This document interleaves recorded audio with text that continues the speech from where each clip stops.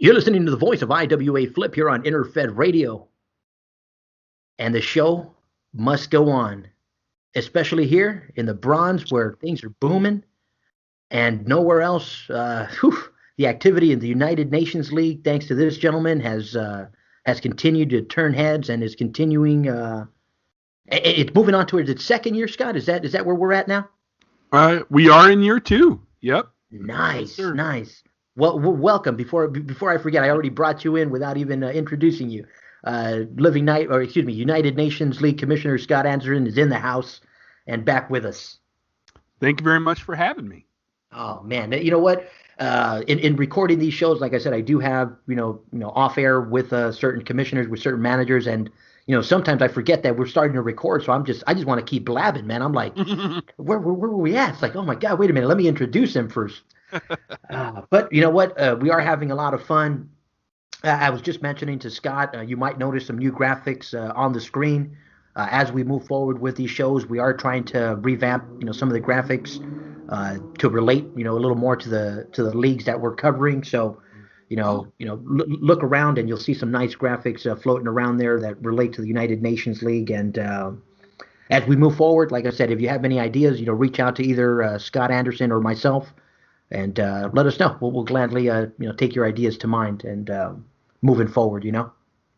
Definitely. That reminds me, I am going to send you the files so that you can put up some of the stuff from the latest commissioner reports. Nice. There we go. Yeah. I'm glad I didn't forget. Well, I did forget, but I remembered after that. Oh yeah, no, and speaking of which, I mean, can we start with this, Scott? I mean, we were touching on it right before we got on air, in terms of a balance that certain that you have to have while you're commissioning. Mm-hmm. And we had mentioned in one of our first shows that you do both the Living Nightmares League and the United Nations League, both in the bronze there. Correct. So I do commission the CWL in gold, but then I also have LNL and UNL both in bronze. So that's my weekend whenever bronze is coming out. Nice. I mean, you structure the pay-per-views to kind of to where they don't overlap. Is that safe to say? You are correct. I made that mistake one time where they overlapped, and there was an LNL pay-per-view the same cycle. There was a UNL pay-per-view, and I will not do that again. So I do make sure that they are different cycles. There is a balancing where you don't want to do too much in any one given cycle. So you'll probably notice something get introduced in one cycle.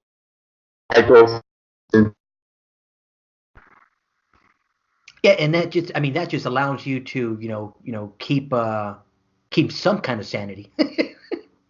Right. I mean, I'm hanging on to the frayed ends, as the Metallica song goes, the music of my youth, frayed ends of sanity. So I'm hanging on to the last little bits.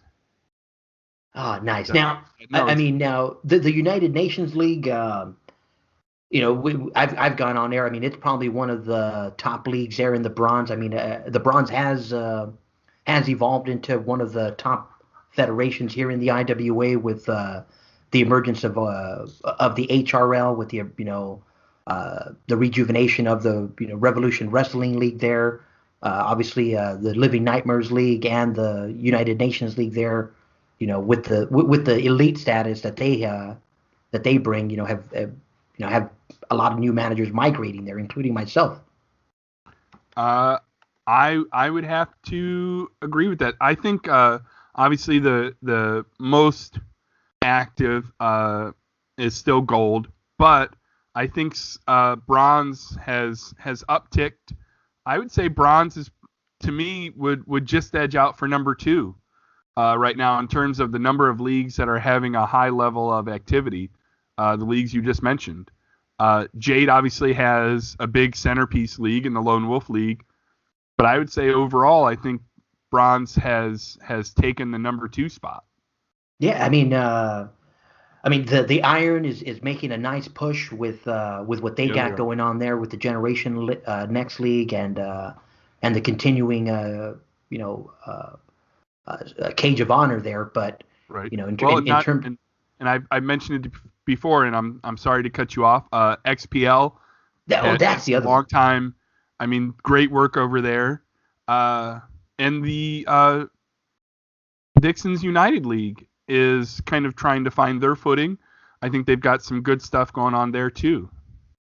And the Vixens United is the women's credit league there in the Iron. Is that That's correct. nice? Yeah, I mean, so the Iron is there. Like I said, it's has a lot of history in itself and a new action. But yeah, no, Sure. I think we're both on the same page when we want to aside from the granddaddy of them all, they're the in the Gold Federation. Yeah, the bronze is the next in line there, and kudos to yourself, kudos to the other commissioners that have you know brought these new innovative ideas to the bronze, and I love seeing the game grow. Yeah. Thank you. First of all, thank you for that. But yeah, I've talked about it before.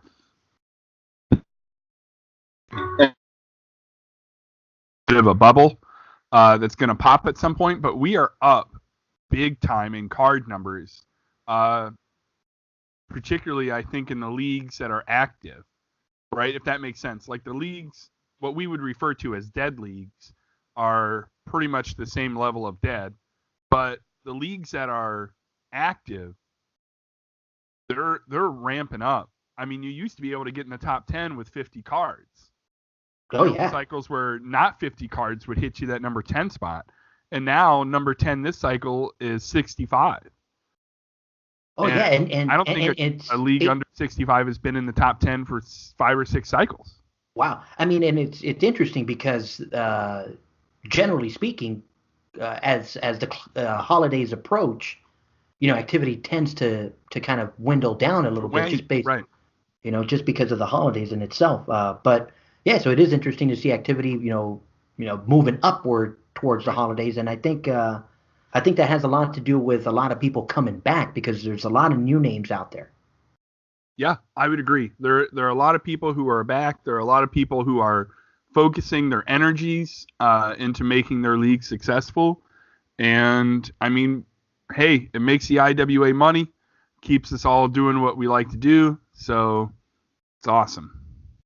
Oh yeah, no, definitely. Now to get into this United Nations League and what we got going on there. Um, where do you want to start? You want to start champions trash talk? What are we? We can start with champions. What I do want to mention, and I'm like 90% sure I didn't remember it last time, and if I did, I'll just say it. But was designed by yourself, by you, and I'm not sure if I gave you credit yet on it. So I want to make sure, and in case I didn't, it's an awesome logo. So much appreciated that you did the Oh work on man. that.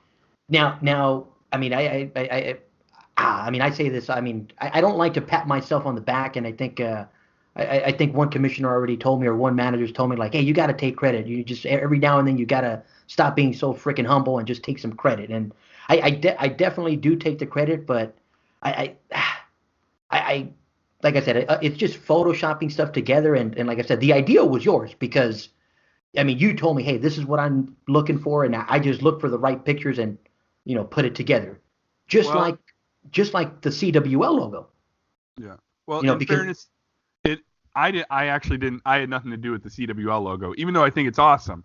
I had nothing to do with it. But no, I'll give you I'll give you a little is backside that you? because yeah, Well, no wonder it's so good. that was actually and like I said, I'm not sure like I said, certain managers don't like to be mentioned on air, but when a certain manager took over, he reached out to me, and I was like, dude, I go, I don't care if I'm not a part of the I war, I don't care if I'm not, I don't, I'm here to help. Like I said, I'm here to even though I've stepped away from those leagues, doesn't mean I'm disappearing. I go, I still cherish the friendships that I've made there. I still cherish the what the IWAR has done for the game. That's a part of it, regardless. So when he reached out to me and he said, "Hey, I'm taking over the league. Can you work a logo for me?" I was like, "Hell yeah, let's do it." Let's do it. Nice. Nice. Oh Well, yeah, yeah. that's awesome. It's a great logo.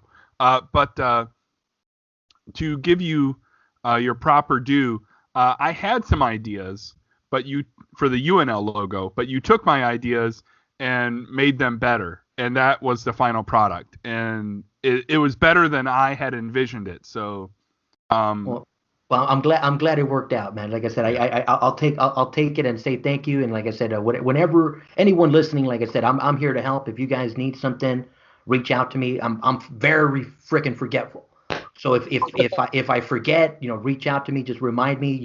Send a little wave, a little thumbs up, like get my attention. I try to get back as quickly as I can. But like I said, I'm here to help. that's awesome. So that said, if would you like to go ahead and run over the champions first? Yeah, yeah, we sure can. Now, league champion Texas Hick, Rick Rancher. Oh man, I love it. I love this guy, man. Like I said, ever since I started hearing you guys do your shows back in the days and hearing that name, and it Yes. never fails. Never Shout out fails. to Jake. Shout out to Oh. Jake. Yeah, everybody's least favorite UNL wrestler, Rick Rancher. Rick Rancher. Our TV champion, Vexing Vladimir Verklempt, got that belt from the Battle Royal. Our Brazilian champ and still on the title page, Aaron McFleece. Our China champion, Sebastian Janikowski. Nice. Seabass doing it. Great Britain champion, the Hawaiian Delight, Joe Kona. Now that's interesting. They dropped the Blazer Corp. Well, that's not Jim. Aha. Okay. You know what? Yeah. That's okay. I got them confused. I saw. Oh, Well, that's he's right. got RC though, right? So RF and RC, or BC, right? No, I thought he went ROT, Blazer Corp. Yeah, he did. ROT. Okay, that's what I'm confused. Okay, cool. But this is a different manager. Sorry about that, Joe Kona. Like I said, I'm confusing my IWAers. Here we go. This is ROTBC. Jasper Obanko is the India champion. Our RAN champion, ROT BC strongman Tobin Wells. Japan champion, Ann Spivey. Our Mexico champion, Italian Nightmare, Anthony Izzo. A Nigeria champion, the Russian Reaper. Our Russian champion, Valinaria. Nice, Noble House, Noble House. I love it. And the United States champion, TXVXB. Our tag team champion, oh, nice, Jasper Obanko and strongman Tobin Wells bringing home the $28 UNL credit. Nice. Yeah. We got our TV tag team champ, the Samoan Bulldozer, Tonga Men. The Hawaiian Delight, Joe Kona.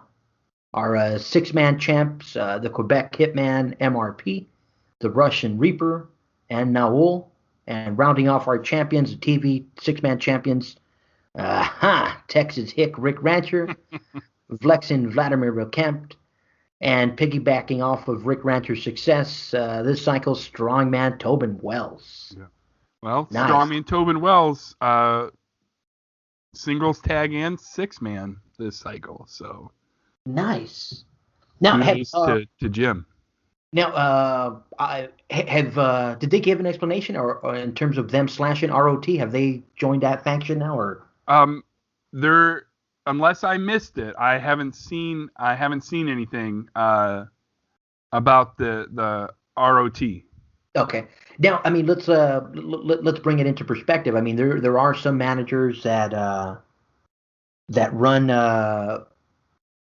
that run stables, for the at-large game. But the UNL, I thought, didn't allow stables. Is that something I'm missing? No, we allowed stable initials right from the start. Oh, nice. Okay. That was something I was tossing around, and I decided it was something I thought we should have. So yeah, stable initials have been allowed from the beginning. Okay, cool. Now, I mean, I mean, in terms of people listening, I mean, there are two different kinds of stables. Well, I like to think of them as two different kinds of stables, in terms of like the at-large stables and the in-league stables. Is that something safe to say? I would definitely say that's safe to say. I agree. There are stables that are right that are in a league here or there that is a collection of group, and uh, a certain they're a certain group, right? But they're not all of my wrestlers connected, right? Like Yes. I would say, you have a stable like Virus, right, which is a large report stable, and then you have a stable like RF, which is the Royal Family, which is just specific to these two characters in this league. Nice. So yeah, and like Quick Kill Inc. That's this league only. That's these characters. I've had characters where they're only in where that stable name is only for those wrestlers. It's only for those three, right? Right. Yeah, no, I definitely agree. Nice. Now, I mean, now as we're looking over these champions, even though he is one of the most hated men in the United Nations League, I mean, Rick Rancher's success is undeniable there. Undeniable. We were talking. I believe this is his sixth league title. Not even counting all the other titles he's won. 6 league titles. So Wow. I mean, and I kid you not, Scott. I mean, once I saw the champions, I mean, my head works in weird ways. As soon as I saw that, I'm like, dude, I gotta have a poster. I gotta do a poster for Rick Rancher. So I reached awesome. I reached out to him, and I'm like, I go, dude, what's your slogan? What's your, what's the deal? He's all like, you know what? Don't really have one, but if I had to have one, I guess it's don't mess with Texas. And I'm like, you know what? That's perfect, because oh yeah, that's my kick. I mean, I've always gotten a kick out of the little memes or memes or memes or whatever you want to call them, and the posters or whatever, because it's just a side of the game that I get a kick out of and enjoy. Yeah, no, it's really good. They're all really too. Yeah. But now that's Rick Rancher.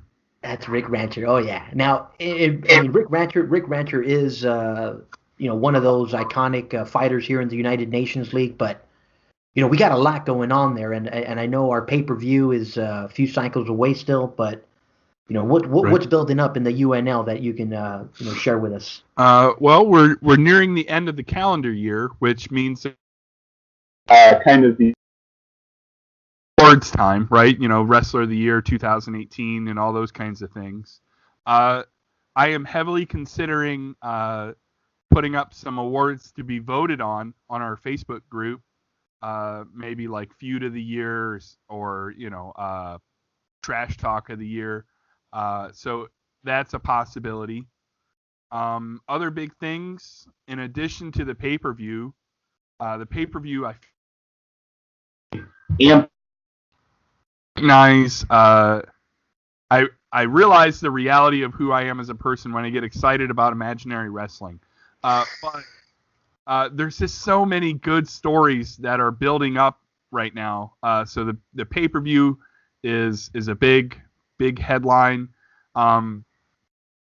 Next cycle would be the last of the 3-cycle series for the titles. So we kind of had match 2 this cycle. The other big thing that was kind of got a teaser this cycle is the World Tag Shuffle, which I will give some more details on in my next report, possibly on the Facebook group ahead of the next report. And then now you said World Class Shuffle or World Tag Shuffle? The World Tag Shuffle, yeah. World Tag Shuffle. So the World Tag Tournament that took place this year crowned the first World Tag Champions. And so I wanted to do another event. We did our Global's Greatest event, and we do the Royal Rumble event. Well, it's not the Royal Rumble, it's the Rumble. So we do a Rumble in the spring, and so I wanted to get another event going that highlighted the tag, and I thought, beginning of the year, World Tag Shuffle. I didn't want to do another tournament.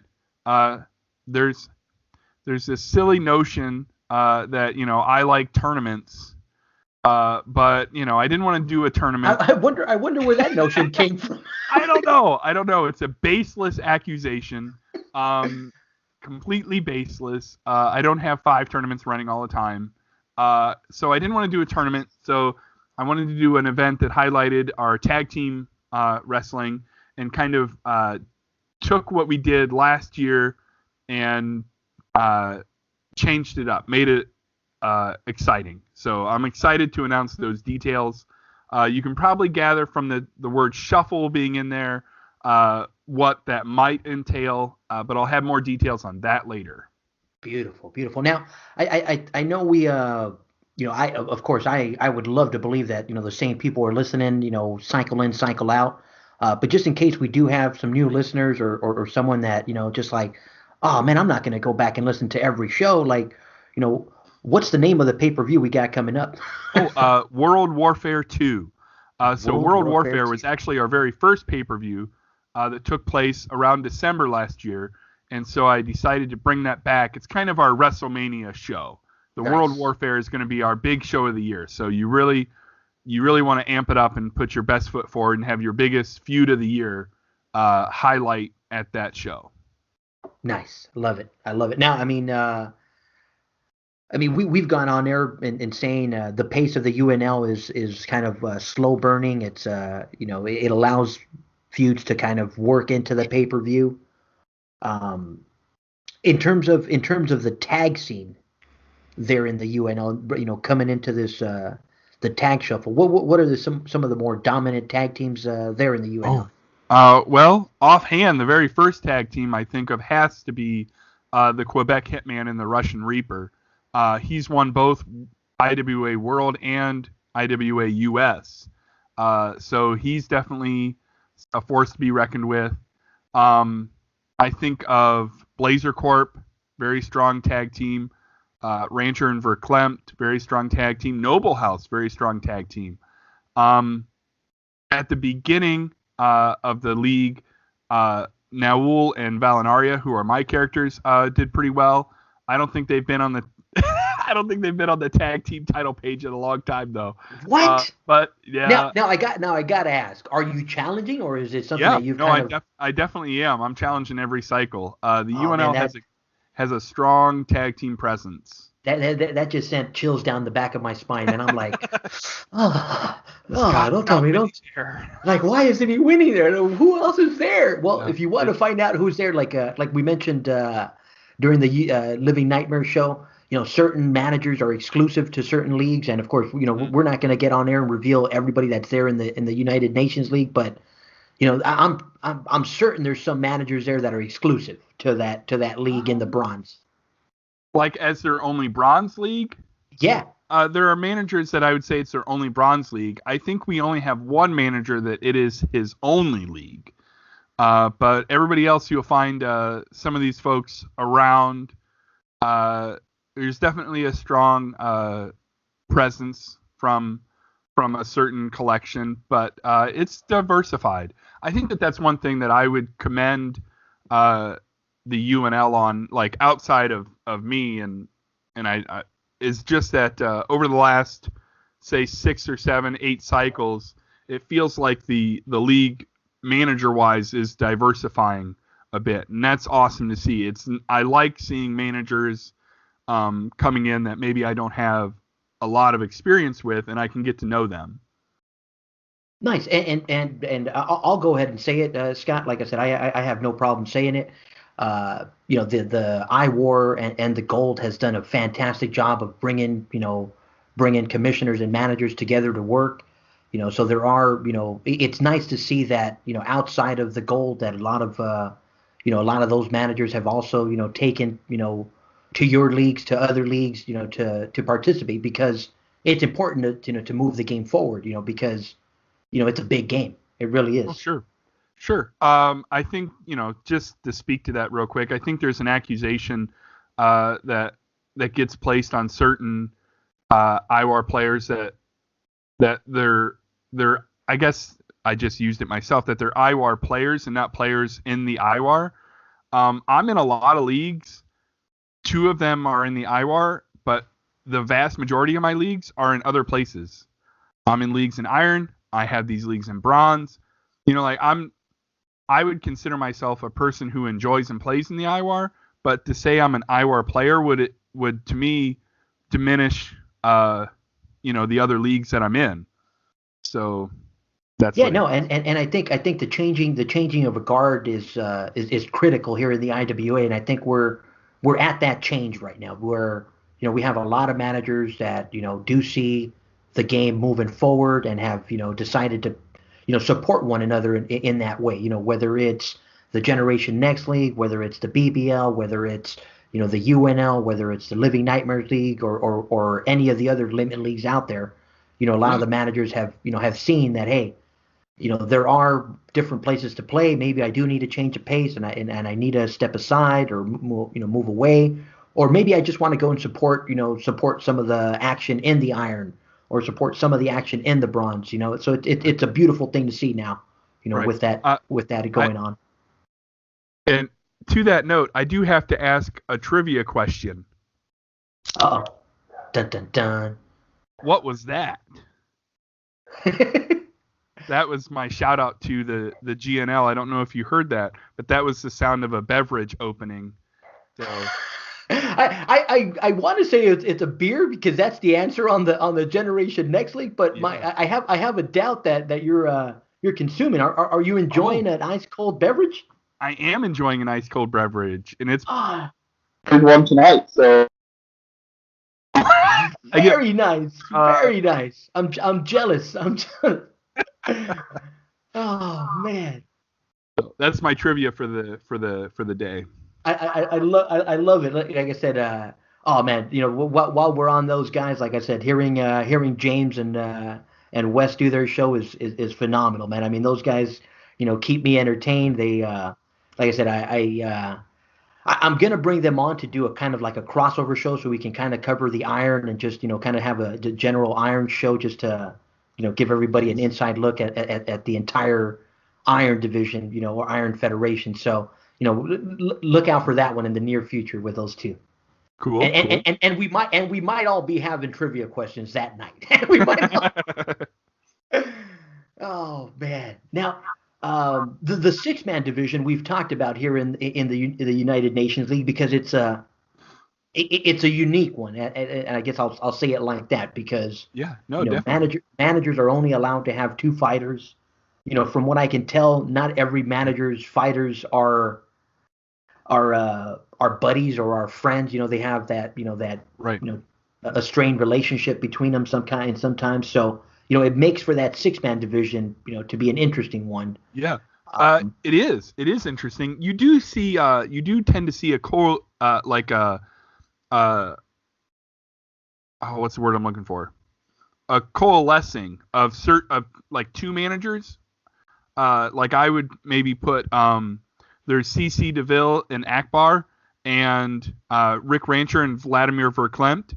And so you might see like some conglomeration of those 4 wrestlers teaming up, right? Gotcha. Or you might see oh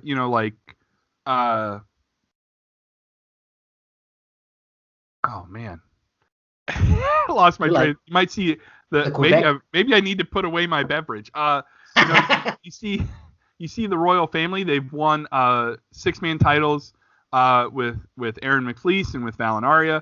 So you see the same wrestlers winning with different partners, if that makes sense. Oh yeah, no. I mean, it's pretty much like what you said the last time. It's like, hey, if I have a chance to win some gold, piggybacking off of Rick Rancher or someone like the Quebec Hitman, then I'm going to do it. Right. Well, and just a little mention, the TV as an incentive to sign some 6-man matches, the TV 6-man champions get 2 free scrub matches each sent in by me.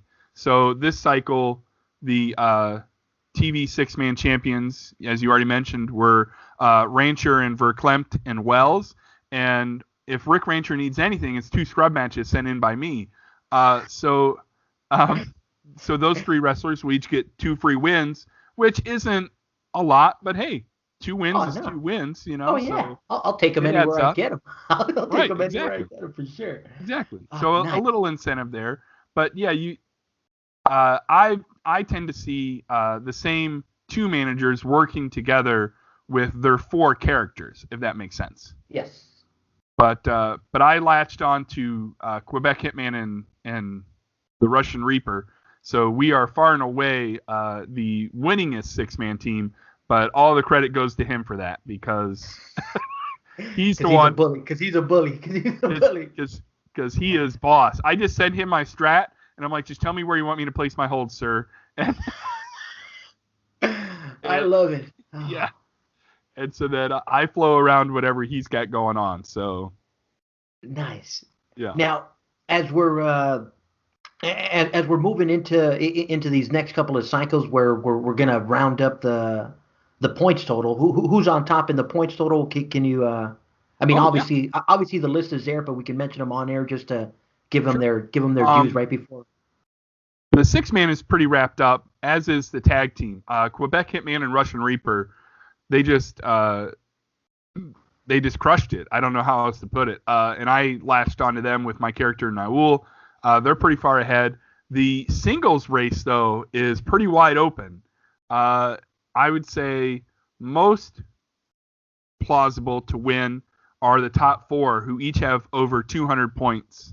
Not that means anything without the ranking system, but Vladimir Verklempt has 210, Timbatsu has 230, Rick Rancher has 240, and he'll bump up now to first place this cycle with his league title win, but Joe Kona had 250. I would say any of those 4,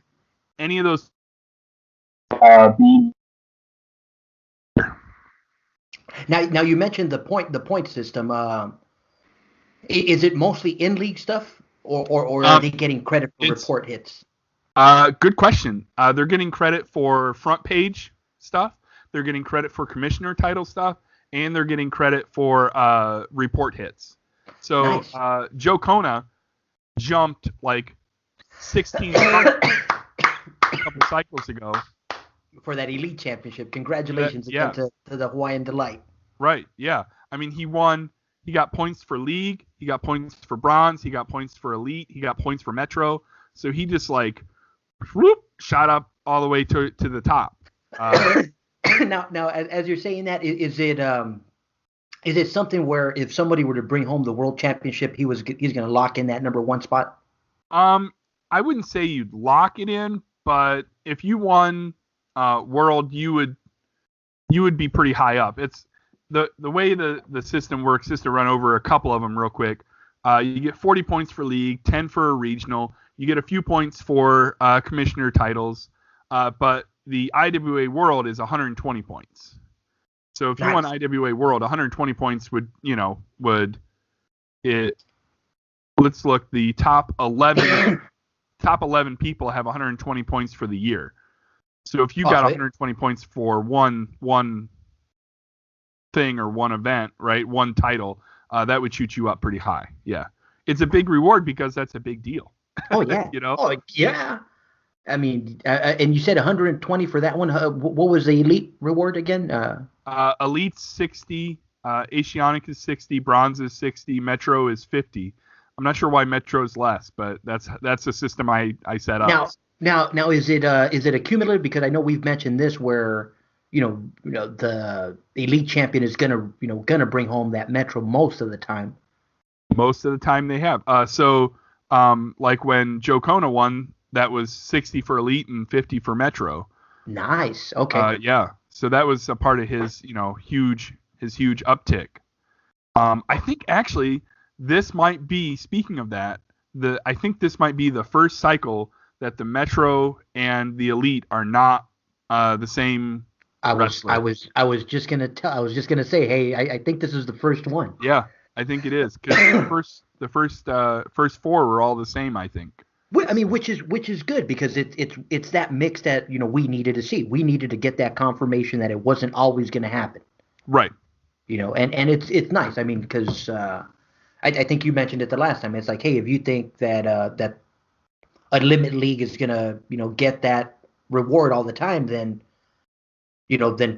figure out what league you're gonna flood to get some credit to get up into those top 10 to be a part of this.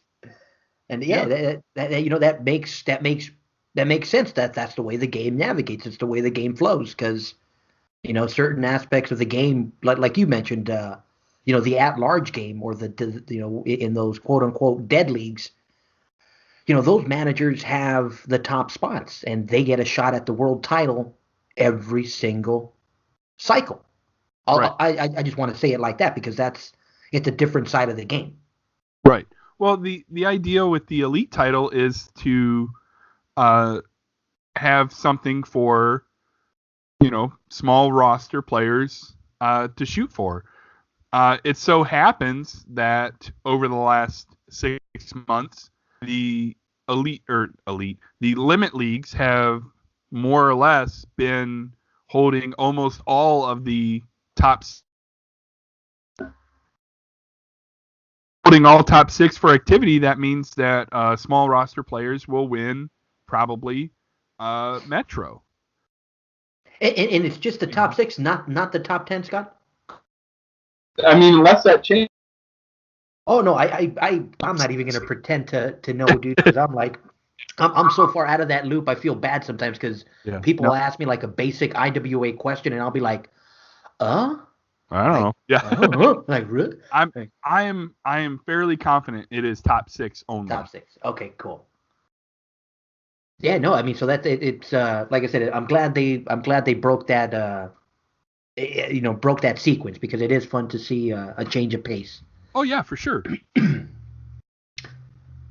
Oh man, now United Nations League. You have your 2 managers there. Is there anything coming in 2019 that you want to obviously we have the tag team shuffle, right?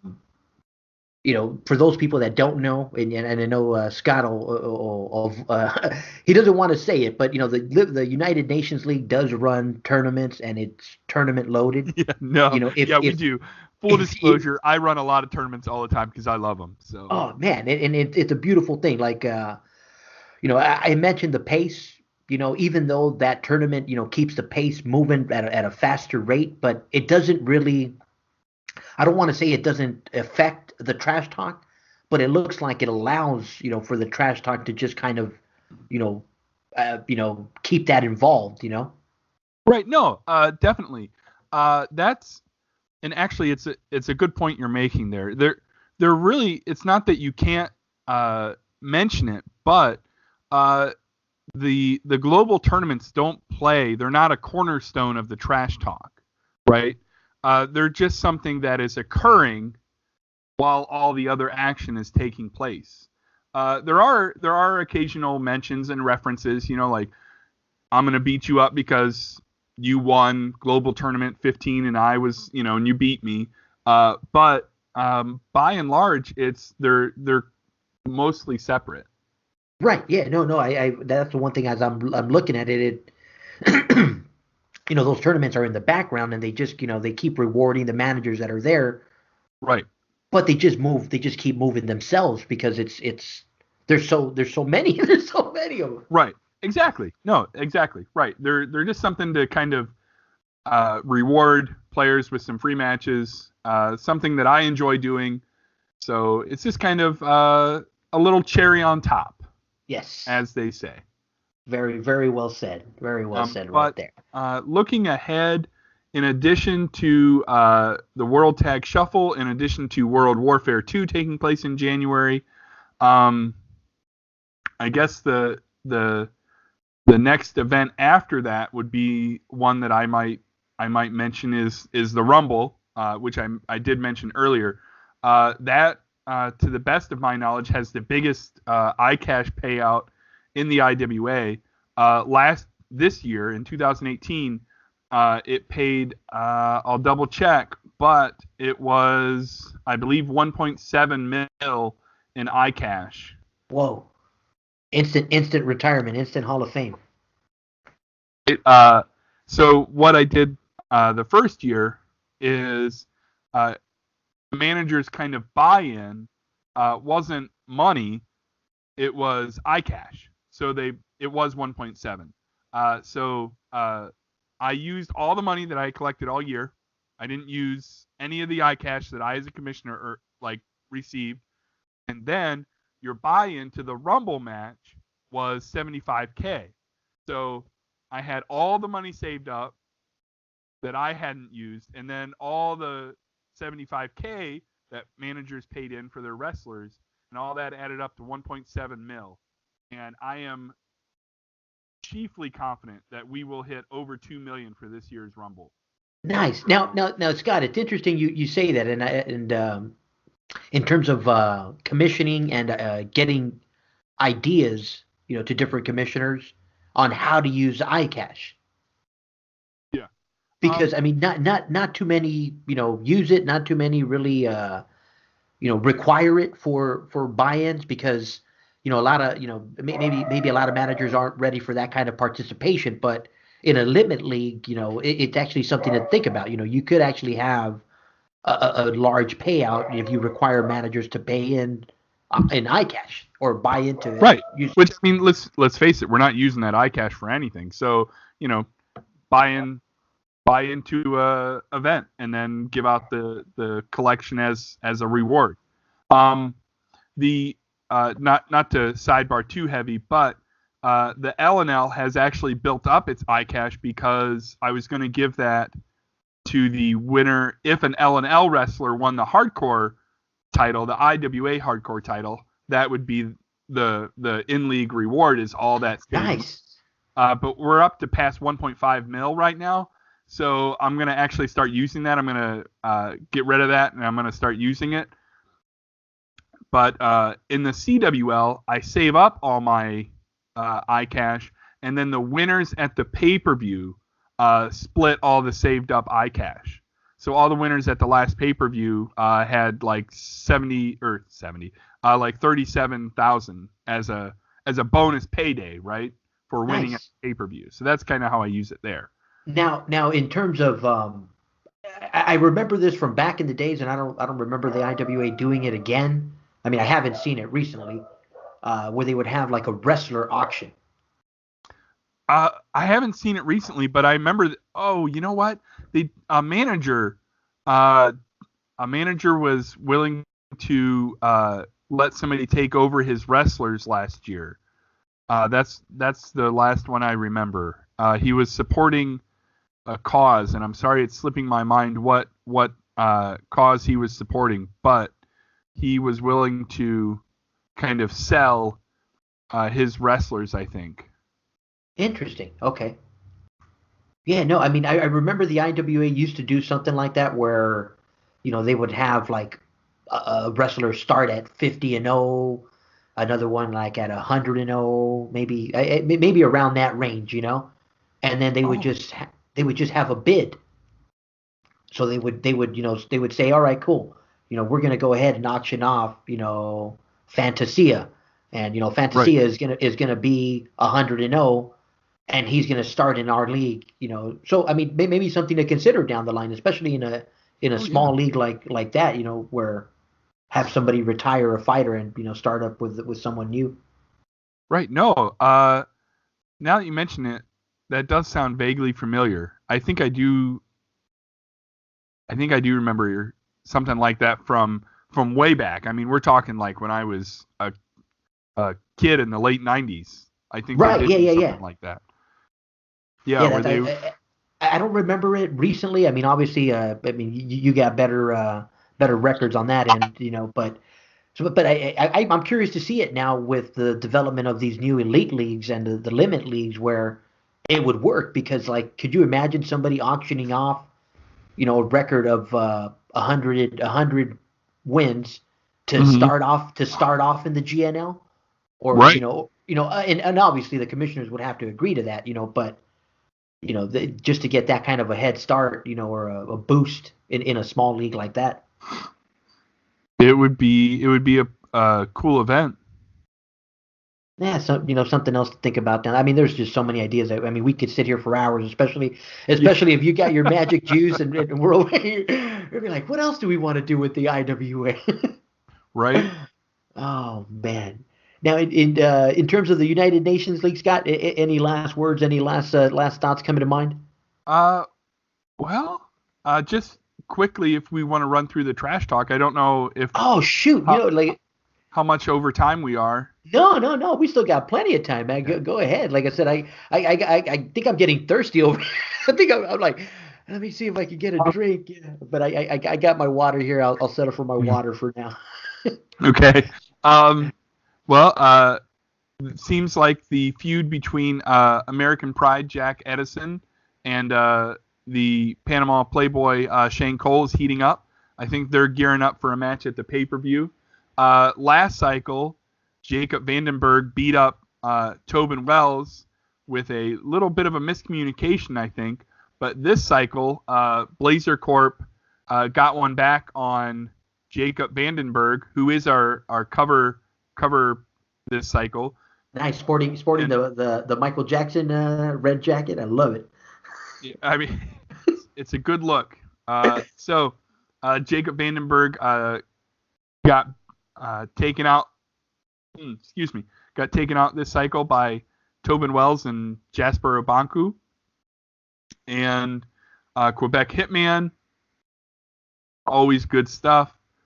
Uh, Texas Edge has accepted Noah's challenge for a match at World Warfare 2. But if you look at the trash talk right underneath it, Walter Monk McGinn also accepts Naul's challenge, because Naul challenged Texas Edge and Sebastian and McGinn and Cutting. He said, are there any among you, kind of some of this new blood, Nice. right? Anybody want to face me, right? I don't want to not be on the big show. So got 2 yeses. So we'll see what develops there. May end up being a triple Maybe a threat. three right, exactly. Maybe a three-way tango. Could be a Nice. triple threat, definitely. So the royal family. One of my favorites this cycle was all these digs. Joe Kona, he rips Valinaria to shreds. It's really good. It's really funny stuff about Valinaria not doing well lately. How he had to team up with Noble House because he couldn't hack it on his own. It's good. It's funny stuff.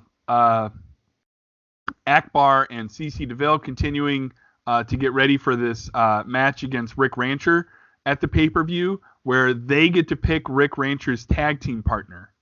So it's going to be an interesting idea. Who will they pick to be Rick Rancher's partner?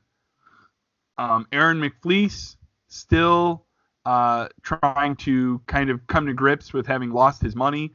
Excellent. Probably my favorite one of the cycle. Excellent TT, kind of explaining what all that means and what it was and where he's going. Good stuff. Jacob Vandenberg is in a bit of a moody. He's having moody time. Funny as always. TVB still talking about how he won Global's greatest. He wants a United Nations championship shot. We'll see how that develops. There were some meetings between TVB and Commissioner Anderson. I guess that's me. We'll see how that develops.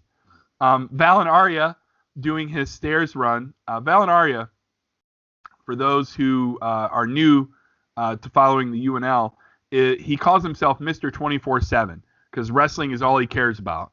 He's thinking about wrestling 24 hours a day, 7 days a week. That's his passion.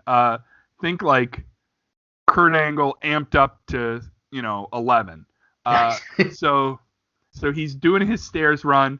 He ignores the interviewer, but at the top of the stairs, waiting for him, Tonga Ming, and Tonga Ming throws him down the flight of stairs. So he tumbles all the way to the bottom. So Valinaria, he needs his Noble House brothers to come and help him out because he took a nasty fall this cycle. Oh, now they finally let him in, completely let him in. So he's a full-blown member. He is a full-blown member. Yep. He took his lumps and then he got in. So he is be down or get put down. Well, right now he's gotten put down. So hopefully the Noble House comes back and helps him out. Cause This cycle, he was the one who got put down. oh yeah, I mean, and you know what? And let's say it like it is. I mean, once you take a side, oh, you better watch out because you'll make some new enemies. You will, definitely. And I do want to mention, speaking of oh my gosh, I can't put my thoughts together. You need another pop quiz is what you need. Man. All right, we're getting into overtime.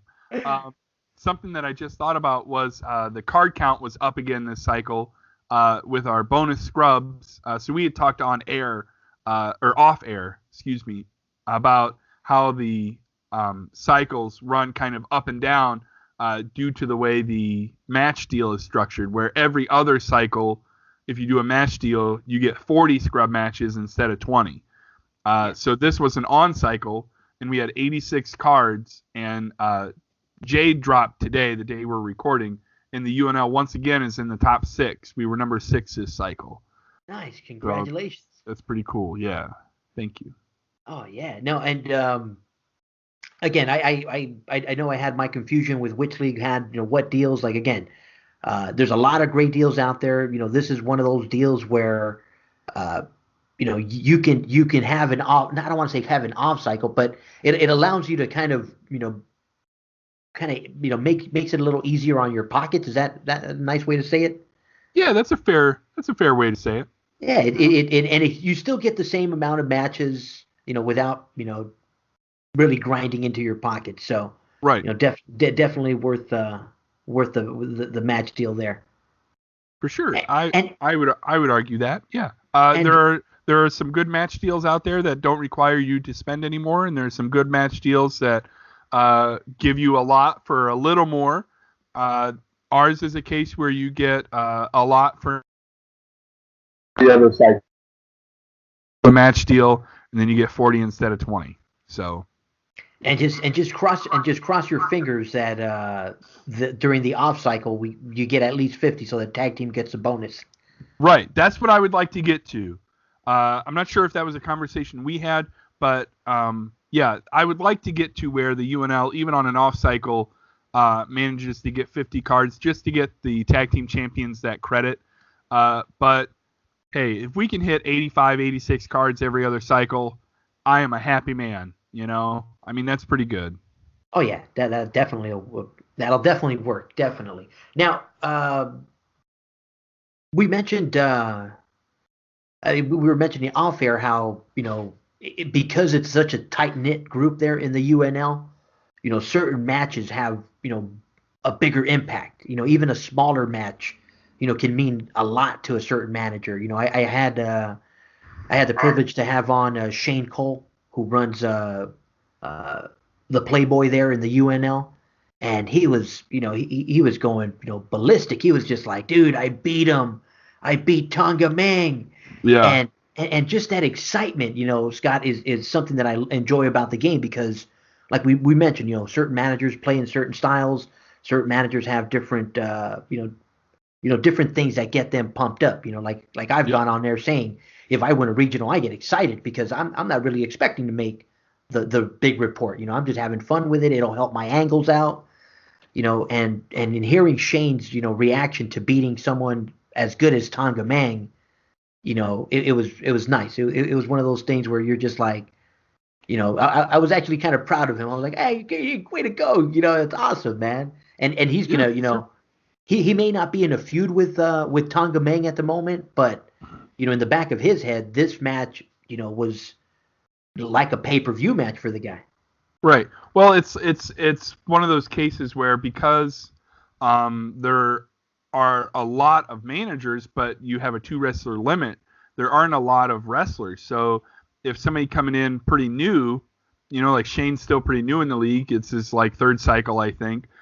For him to beat Tonga Mang is really cool, and that's something you would mention, on the Facebook group or in your trash talk or or whatever.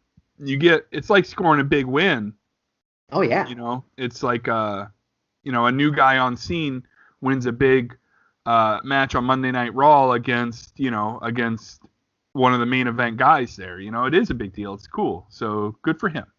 Yeah. Now, Scott. I mean, in terms of commissioning, I know I've gone on there and mentioned the pace, that the GNL runs and the way they kind of, work with the feuds going on there to kind of navigate them towards the pay-per-view.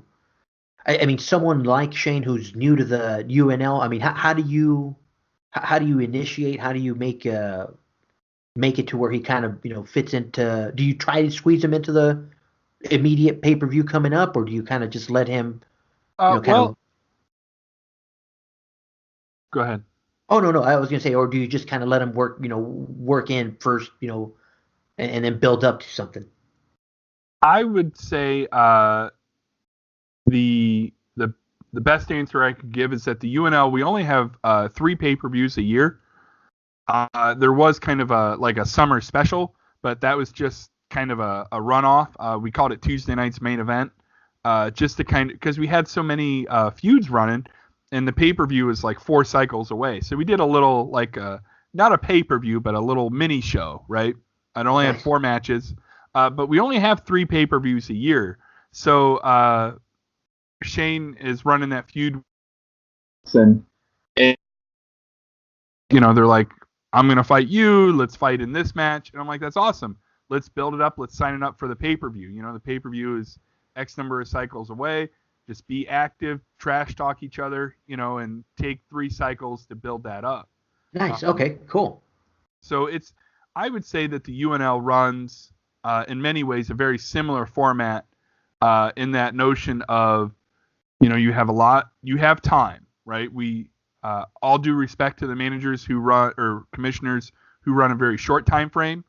That's cool. That's their deal. It works for them. It works for their players. The UNL is a build them up. And really some of the feuds that we have building in now, the Rick Rancher versus Poison, that's really been, that big match is taking place with probably already maybe 6 to 8 cycles of build up, and there'll be 2 or 3 more cycles of build up by the time they reach that match. Because Rick Rancher was the one who unveiled Poison as the masked man that had been attacking everybody right before the last pay-per-view. But at the pay-per-view, there was a triple threat match that didn't even include Rick Rancher. So that's how long that feud has been building up. And it works. I mean, yeah. I mean, it also leads me to this point, and I think we can end on this one, where, in my vision of the IWA and certain, what I like to call cameos, certain leagues allow for those kind of cameos because, like for instance, if I were to navigate to the UNL. Not to say that I'm not gonna like it, or not to say that but because of the way I play, Mm-hmm. I would like to go in for, let's say, right after one pay-per-view, build up an angle with a certain manager up to another pay-per-view, and then kind of work an exit angle. Yeah. Something. Yeah. I mean, and that can be done. Obviously, I would like to keep everyone who comes in. But Matt came in with ran pay-per-view match against Quebec Hitman and Russian Reaper, and then that was it. Right. They built up to this big match, and then he kind of moved on, and that was totally cool. So I mean, that's definitely something that you can do in a league that only has 3 pay-per-views a year. It's like a big build up, and then it ends, and if you choose at that time to move on, then you move on. Yeah, I mean, the way I think of it, Scott, is if there's more work to be done there, like if the angle allows for another manager to kind of intervene, and maybe the 2 managers, like we've said before, there's certain aspects, certain managers that you can work with, certain managers that, hey, you know what, we're just it's not working out. I got to move on from this angle, but maybe you can work 2 or 3 angles in a certain league, and to have commissioners like yourself that are open to having managers make a cameo for a pay-per-view. I mean that's kind of why I want to continue doing these shows, because there are more and more leagues that I want to visit. Obviously, I've already made my choice in terms of which one I'm visiting first. They're in the bronze, but Yeah. in terms of after I'm done, I don't want to say after I'm done, because I think some of these angles, like you said, go 6-7 cycles, so it may not be until August that I come into the UNL, because of what I'm going to be doing over in the LNL, Right. but just to have that option, where like you had mentioned, the XPL and the Iron, to have that option, and again, we are looking for Venom Scott to get him on air so we can pick his brain as well. But I want to make that the IWA, to have that option. Right. Yeah. I mean, I think part of the fun for me is building kind of a, I don't want to say legacy, but building kind of a history, right? Like with Naul, he started out, his first big feud was with Rick. Then he went into this big. He got Vandenberg, and now he kind of helped out his Quick Kill Inc. buddies against Noble House, right? But now he's kind of ready to reemerge himself as a singles competitor. And so I enjoy that kind of like long-standing story, right? That arcs in and out of what he's doing within the UNL, right? Right. And so if ever Naul and Jacob Vandenberg ever cross paths again, it's like that old feud is still there, right? That old animosity where they wrestled in a pink drink dunk tank match, is there for those two to revisit. So I do move around some, but I generally like to keep my characters in a league for a long time, if possible, because I like building kind of a history. Right, their legacy, like you said. Yeah, that's definitely. I mean, I guess I want to eventually settle. I mean, but right now I'm still migrating. So, like I said, I mean, I would love I would love to eventually settle into one of those, whether it's the Living Nightmare or the UNL. I definitely see myself eventually settling into one of the two. Over in the Iron, like I said, I think I've settled into the GNL right now. I want to continue to do as much work there as I can, and like I said, but I definitely want to keep my options open because this IWA is so huge. Like Oh, right. I don't ever want to, you know, say that I'm never going to be in the XPL, or I'm never going to Right. be in the BRL. It's like, no, you know what? If time allows, if time works out that way, that I do go back to certain leagues, then that'll happen when it happens. Right. But for Well, and I now, I'm think having. there. Go Oh, ahead. go ahead. Oh yeah, no, go ahead. I think there is something to the idea though that if you know as a player, right? Like we need to change it up for ourselves sometime, right? If I kept all the same characters in all the same leagues for say 2 years, I would be feeling very stagnant, right? You've got Right. to change a little bit, right? You've got to change it up some, and you want to check out something new, like Right. the new league I joined in the last few cycles is the BBL, right. and I'm looking forward to that. And on that same point, I mean, I like I said, I know we credit them, time and time again, and credit where credit is due. Like you say, that's one of the beautiful things about what they're doing, with the IWAR draft. In that sense, that it shuffles everything up, it moves around some managers, and so, again, taking an idea like that, and I don't want to say we're going to copy it everywhere, but definitely, you know, using that same idea that, yeah, you Yeah. have to move around sometime. Whether it's a Right. few managers, just to, like you said, break that stagnant feel. Right. Oh man, you just blew my mind. If there was like an IWA draft, but Yeah, don't that get me could don't get me that could blow the started. roof off. Oh man, you know what? And it's like I said, I'm I'm I'm fortunate to be on a side right now where I've allowed myself to step away and step back and get a broader picture of the IWA. So I'm making some great interactions. So who knows? I mean, even leading up to what we were talking off air with possibly having the UNL in the Guerra de Campeones with the next volume or next edition that's coming up there. Yeah. I think this one's going to be cool. I definitely think the UNL. I think it would be cool if the UNL had a team in for the fourth one whenever that comes up. I know that's a little bit away, but I think that'd be cool.